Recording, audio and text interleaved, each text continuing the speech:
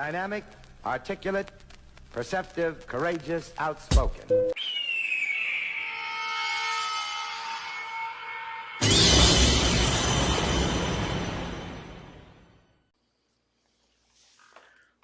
Welcome back to the dojo, y'all. It's your host, Hawk Sensei, Professor Hawk. And we got another reaction for y'all today, right? This time, we're going to be indulging in the coffee pod. Shishajed. I cannot ever pronounce this man's name correctly. I try and I try. It's just, I can't say it's a tongue twister. It's just the S, H, and A, like, it just messed me up. Shisha. Please forgive me if I'm butchering your name, brother. I apologize. I truly do. But look, right? I want to watch this video because it says Candace Owens exposes lesbians' high divorce and violence rates. How could you not watch this? Like, how could you not click? So let me full screen this. No, you can't even see the man's face. We want to give him the respect. Everybody need to know who channel I'm watching. All right, so let's get into it. Candace Owens recently went on Jubilee in this recent episode titled Candace Owens versus 20 Feminists. Now, I've seen a lot of different public figures go on this platform, and I'm still wondering why do it. What do they get out of this? Is it the publicity? I did notice that she did promote her book, which is titled Make Him a Sandwich.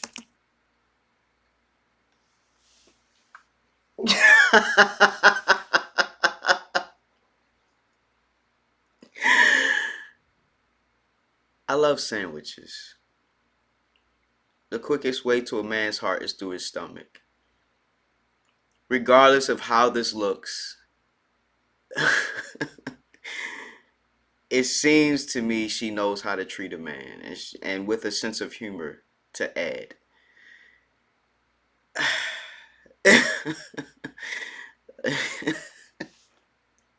think it's a book that's coming soon, and maybe that's it. I don't know. I see these situations and snippets from Jubilee's conversations, and it just seems like a bunch of young debaters looking for got you moments. And the most shocking thing to me about this particular episode wasn't even actually many of the conversations that were had, but it was how much these feminists were actually so off when it came to the stats that they were pulling to support their arguments and positions. Her first claim that they were addressing that Candace Owens first stated was the following. My first claim is that the sexual revolution has devalued women and made them infinitely less happy. And by the way, I'm aware that Candace Owens is actually a very controversial figure online right now. But following her first claim came this chick right here who had this to say and was proven by the platform's fact check, which they actually do this in real time. I was actually impressed that she was completely wrong about DV when it came to same-sex couples, particularly lesbian couples. Check it out. Hi, I'm Samaya. Samaya, nice to meet you. I'm Candace. Nice to meet you too. So my question for you is, statistics show that 60% of women who are murdered by their intimate partners, murdered by someone that they are in close relations with. That's according to the UN from 2023. Yeah. So how is it that, women are so valued, quote unquote, in the home, and yet that's the place where they're at the most danger?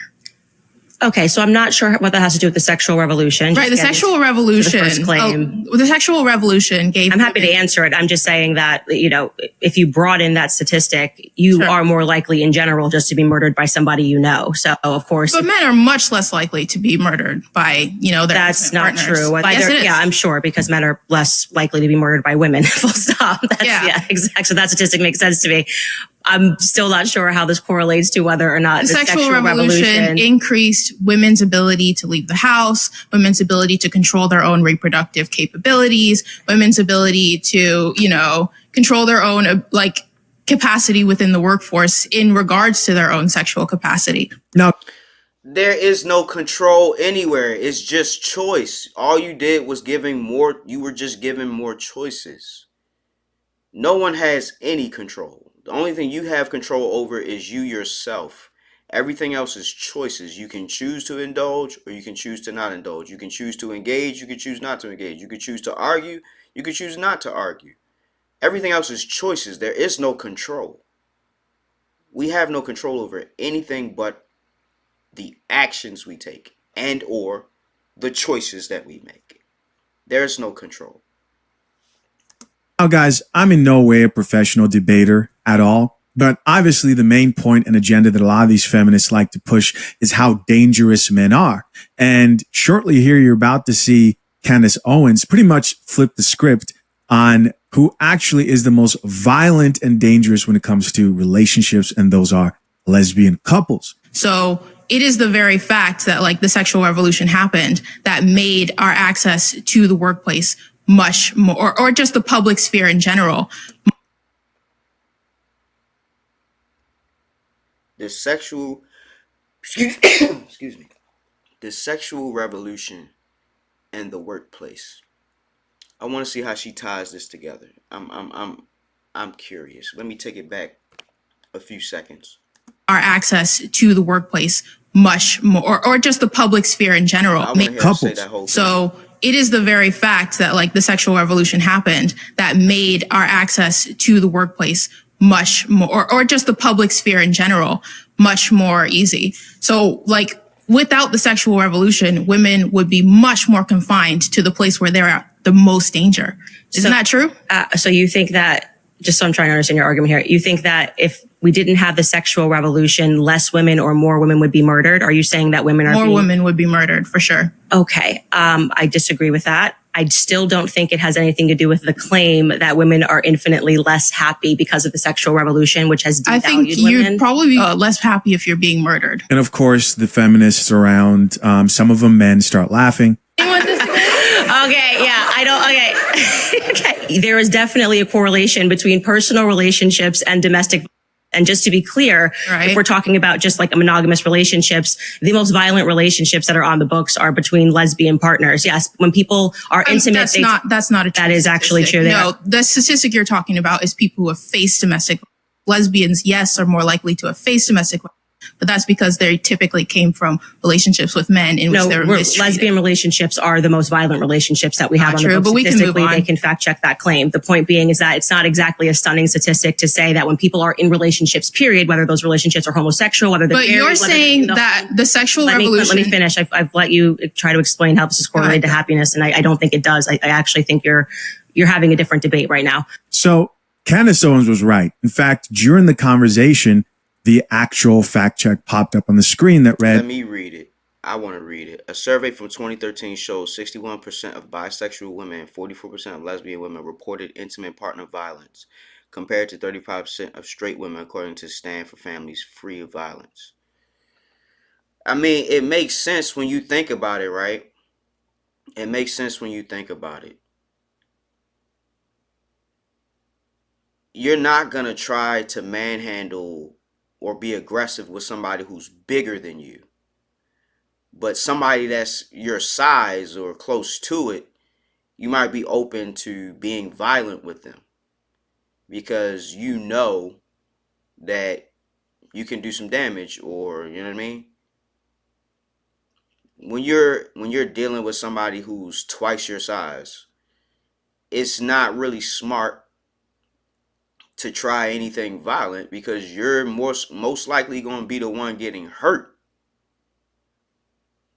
You know what I mean?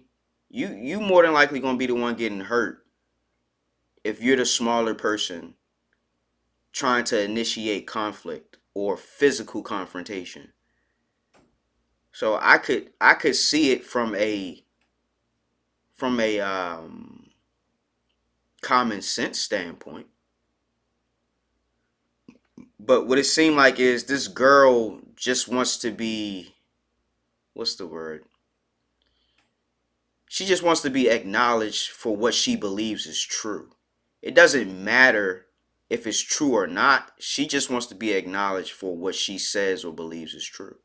That's all that is, because every time Candace tries to talk, she has to interject and interrupt because she knows she don't want to hear that.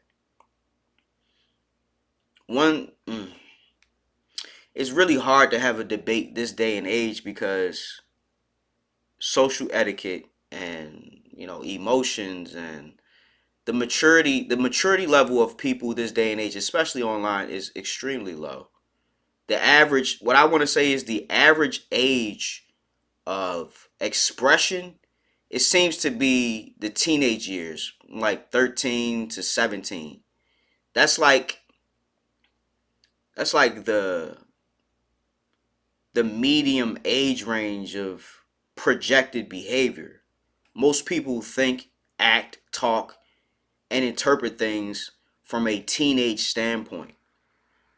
That's why everybody's always arguing, going back and forth in the comment section instead of being an adult and saying, you know what, I'd rather not continue this exchange. This is not doing anything. We're not getting anywhere.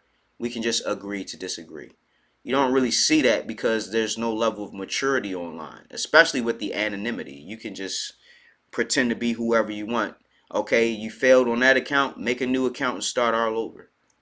A survey from 2013 shows 61% of bisexual women and 44% of lesbian women reported intimate partner violence, compared to 35% of straight women, according to Stand for Families Free of Violence. The bottom line is, I don't know where this chick was getting her stats from, but she's 100% wrong about that. And women, especially feminists, don't know what to do with that statistic, because the whole conversation that's being had, especially when it comes to dating, relationships, and marriage in particular, is men are the problem, right? Within relationships. They are the problem within relationships. If they could pick on the mental load, notice men still majority of the time are the breadwinners picking up the financial load. So they're not going to use that talking point. They're going to say, if they can pick up the mental load, if they can not be violent, you're more likely to get hurt from a man within a relationship. But what about the increase of chances of getting hurt when you put two women in a room together and ask them to get along? Apparently that's impossible too. The next conversation that I thought was pretty interesting was this one, where they were discussing the value of women as it relates to the sexual revolution and how that's devalued women. Check it out. Can we start with the beginning? Do you identify as a female? I identify as a woman, yeah. Okay. Right. So I do want to get back to your premise. You're saying that women have been devalued, right, by the sexual revolution. This kind of presumes two things. One, that there has been a loss of worth, right, for women. That is hilarious. That is hilarious. She said there has been a loss of worth for women allegedly. Every time you open your legs as a woman, your value as a woman decreases in the perspective of men, because a man does not want to be, or procreate, I should say. A man does not want to start a bloodline legacy with a woman who's been with everybody in town. There will be no loyalty there. The children will suffer because everyone will be ridiculing their mother for being a you-know-what. And last but not least, there won't be any real true dynamic between the mother and father, because the woman is unable to pair bond. She's already been through hell and high water, and she lost the ability to love. It's all just hate and vitriol now. Loss of worth is absolutely correct. If you don't believe you being with 5 people is less desirable than a woman who has not been with any man at all, you're sorely mistaken. Take it from a man. I could tell you personally. I'm not saying I want a virgin, because that's going to be extremely difficult for me to find at my age. But I definitely want a woman who hasn't been with 10 people. Under 10. I'm not going to even ask your body count, because I really don't care. But based on the way you move and act and talk, you can tell if she's still pure or she's been tainted. The more man she's been with, the more likely she's going to project her being tainted, or her vitriol or disgust for men in general, because she constantly has these experiences with men, and they all seem to have a recurring pattern. But what most of us don't realize is we don't look at ourselves. Why do I keep getting this? What is it that I'm doing to why I keep getting this same result? It's because you think that your worth doesn't diminish as you give your body away freely to every Tom, Dick, and Harry on the block. All I know is I don't want a woman who's been with my best friend, my brother, the whole basketball team, and a college professor, and possibly a couple cops. Like, I'm good. I'm good. But let's listen to this young lady, see what else she has to say. We're going to take her statement all the way back because I want to hear the whole thing. As a female. I identify as a woman, yeah. Okay. Right. So I do want to like get back to your premise. You're saying that women have been devalued, right, by the sexual revolution. This like kind of presumes two things. One, that there has been a loss of worth, right, for women. So you're saying that women have, as human beings, lost worth. Women who... Not as human beings individually. Individually. Not a holistic thing like, no. It's individually.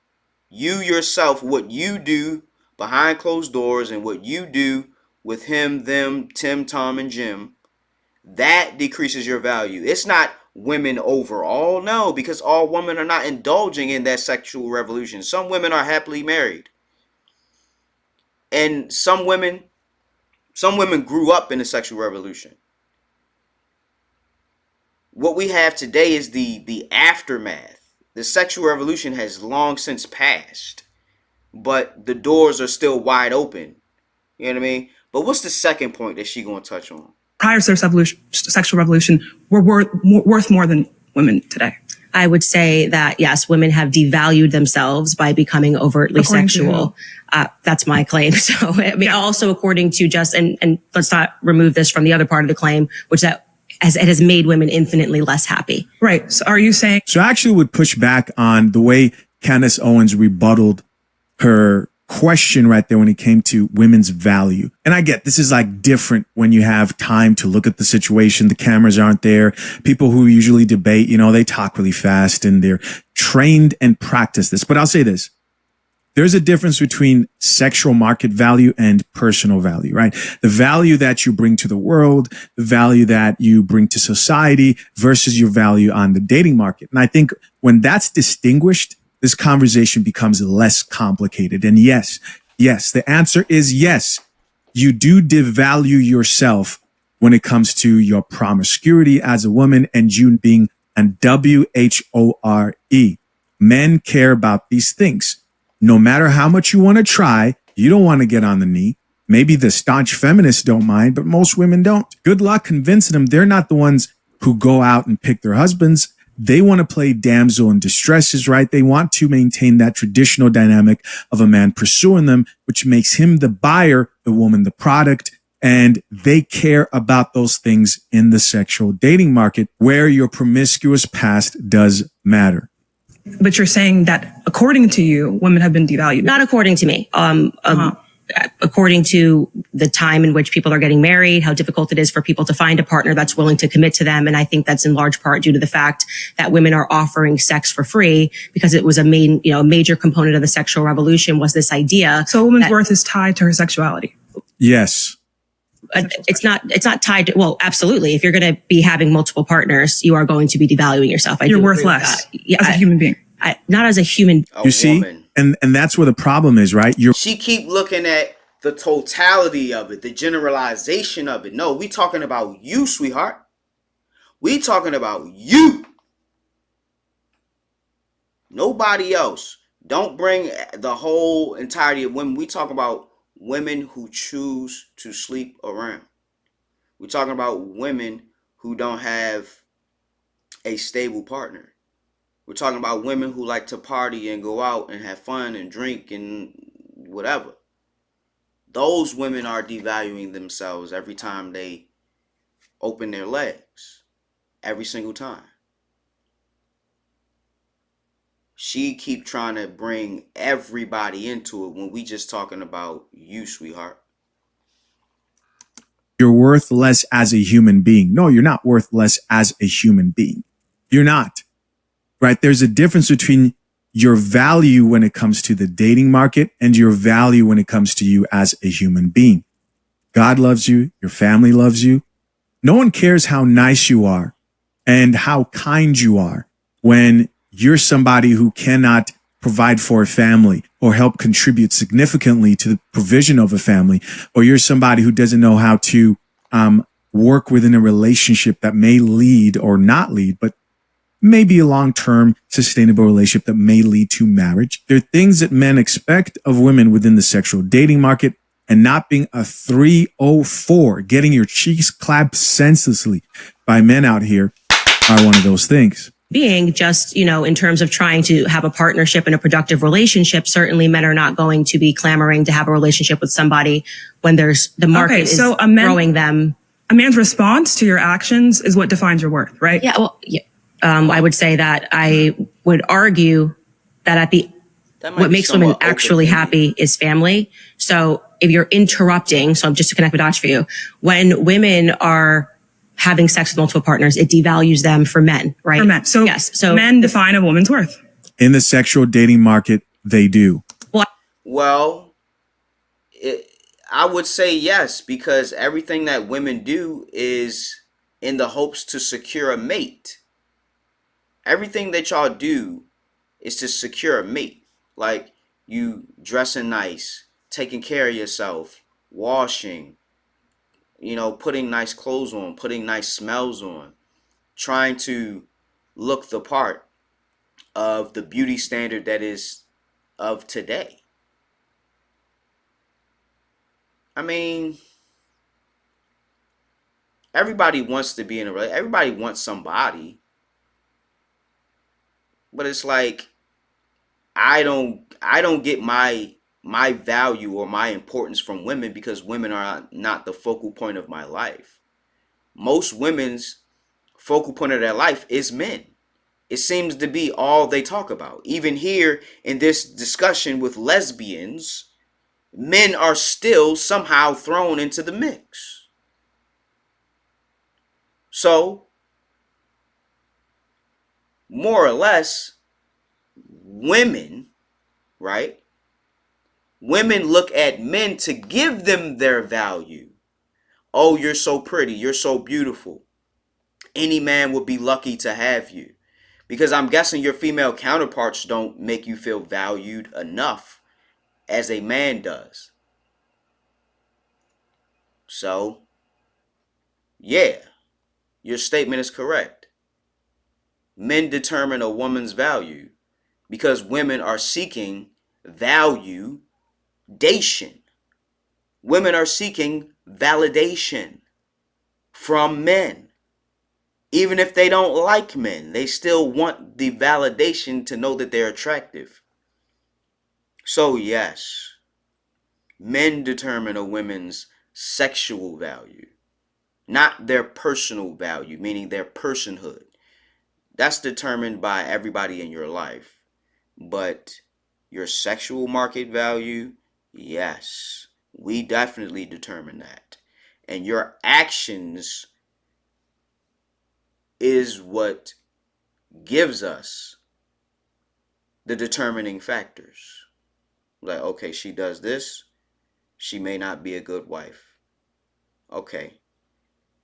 She doesn't really like to listen or take direction.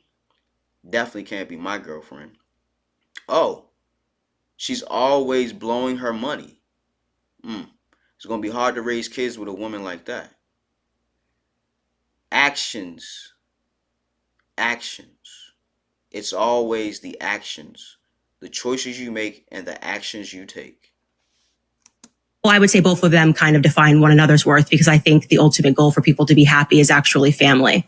Okay, yeah. So you're saying in all cases, a woman is going to be more fulfilled in regards to family. That's exactly what I'm saying. And this is going to work in all cases. You're saying there's no individual case in which a woman can feel, fulfilled without being tied to other people in the case of things? I think there could be an exceptional case for everything. I think there are exceptional cases, but I think that if we all start trying to be the exception as opposed to recognizing the rule, which is that people in life are more fulfilled when they achieve a family unit and when they have children, women in particular, especially aspiring to children, then you are going to end up with a bunch of people who are unhappy because your job cannot replace the feeling of having a family. All right, so I'm going to move on to the viral moment of this whole episode.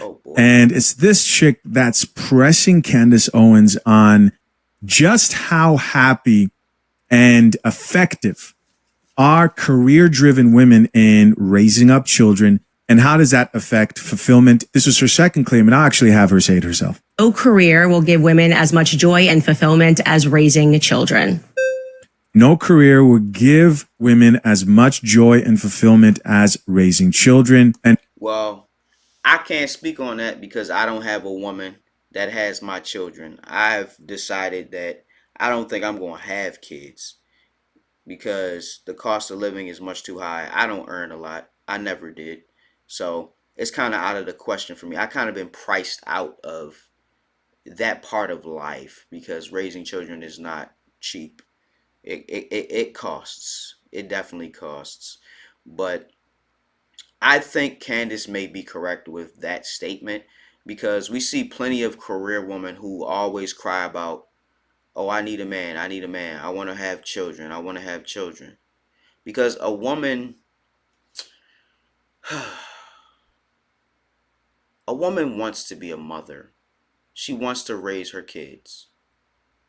The whole Barbie doll thing, that's all that is just playing house, building a family. You need a man and a woman both to do that. A career is just going to pay your bills. It's not going to give you any lasting fulfillment unless it's something that you are passionate about. And most people in their lives are not working a job or in a career that they're passionate about, that gives them fulfillment out of life. That's very, very rare. I think that might be like 4% or something. Don't quote me on that, but I think I heard that somewhere. Like only 4% of people are happy with the job or happy in their career. It may start off happy, but it ain't about how you start, it's how you finish. Let's continue. Let's finish this video up. And here we go. Jasmine, nice to meet you. Okay, so you say that women are more fulfilled at home with kids than going out into the workforce or getting educated, but that just really doesn't bear out when you look at the stats, when you look at how working mothers are way less likely to be in poverty. Maternal education is the #1 predictor of childhood outcomes, better scores, getting higher incomes in the future, fewer behavioral problems, better mental health. So it's weird to me and college educated women are least likely to get divorced. And they're the only women, the top 10% of women are the only women whose marriage rates are going up. So if I had to guess, if that statistic is correct about college women getting less divorces because they're not getting married as much. At least nowadays, they're not getting married. So they're getting married, they're staying married, and their kids are doing better. When you look at stay-at-home mothers, you see that they're more likely to report being depressed. They're more likely to report having anxiety and anger and all these types of things. So how can you say that? Seems like a woman, if you want to get married and have kids, you should go to college and have a career. So it sounds to me like we are looking at totally different statistics because everything that you said, I've actually read the exact opposite. I'm glad we're on a fact check show with you. Right, exactly. Oh, it's so exciting. That's going to be amazing. Okay. Because I know, like I said, I think what we're talking about is that there was this widespread report on female happiness, and I know that it was formally debunked, and it was. That's not what I'm talking about. Pew Research, right. University of California. In fact, working mothers today spend more time with their children than women did in the 1960s that were at home. Okay. So just listening to this chick, first off, she has crazy girl makeup on. Right? Yeah. Beware, guys. Whenever you see a woman who can't stay within the lines and likes to go outside of the lines when it comes to whatever they put on their eyes, right? I call that crazy girl makeup. I'm no makeup expert, but this seems like a deviation here. She's trying to do the Egyptian She's got the ancient Egyptian look here. Stay away from the crazy girl makeup for sure. But you got to think of what she just said right there. She says that women who work today spend more time with their children than women who didn't work in the past. How is that even possible? How is that even possible? Please break it down. That makes absolutely no sense. Absolutely no sense. Then she goes on to talk about how depressed women are who stay at home with their kids. And by the way, I'm somebody who doesn't push for a particular thing. I think you should find out what you value within your marriage and really like think deeply about those type of things. But to sit there and say that the women who we know choose career, who we know are in more psychiatric medication than any other demographic, are better at raising children is just insane. Women that I can tell you, women that are at home are obviously spending more time with their children than the people who are at work. And their today. children are not faring off any better, and they're faring off worse. How are you measuring their children faring off worse? How likely they are to higher incomes, better scores, fewer health problems, fewer behavioral issues, and better mental. So the just to get back to the claim that I'm making here is that Right. it is Let's get back to reality. obvious that women who have children are going to be more fulfilled. How is right? that obvious? Because you said so? No, How is that obvious? Because you said so? No, it's not obvious because I said so. It's because when you look at all the statistics in terms of women who are choosing not to have families, they are, as the person who just sat here before you mentioned, they are suffering from more depression. They're suffering from more anxiety. And That's not true. Okay, it is true. It is They just be saying anything. I figured it out. They just be saying anything and hoping that it sticks or nobody challenges. Oh, yeah, that's right. That's right. People just be saying whatever. Don't be knowing shit what they be talking about. Just be saying whatever. And it makes great content. That's why they do it. actually true that women It is actually true. who are choosing their careers over starting families are finding themselves leaning more onto medicines like Xanax, anxiety-inducing medicines, and depression because they suspended that time frame where women really should be looking to find a partner and to start a family because they were instead pursuing their careers. And why? Keep in mind, guys, that the whole situation here is set up so that, of course, you see the audience laughing and they're over there joking, but the stats actually came up. The fact check came up and it says recent data on this topic is scarce, but CDC data shows that from 2015 to 2018, women were more than twice as likely to take antidepressants than men, and antidepressant use was more common. Here it is among those with college degrees. So how can you convince me that the women who are going through it so much currently right now, that they have to rely on antidepressants, medicines? These chicks. Some of you know right now, can probably name a couple of chicks who's like, yeah, she's on something to help her out. Listen, this is sad. This is sad. But pushing this is false. It's false. Because then you're going to have a woman who's going to think, oh yeah, this won't happen to me. I'll suspend being a mother, which there are a good number of childless women who do regret that in the future. And I'm going to sacrifice all those things to chase my career only to end up on antidepressants. Right? It is a dishonest, it is totally a dishonest narrative that men and women want the same things out of life. We don't. We absolutely do not want the same things out of life. In fact, we don't even measure success the same. Men and women don't even measure success the same. All right, guys, that's it. You guys can go check out the rest of this episode yourself. I am curious to know what you guys thought of this episode. I'm going to read a few of the comments here to see what people have to say.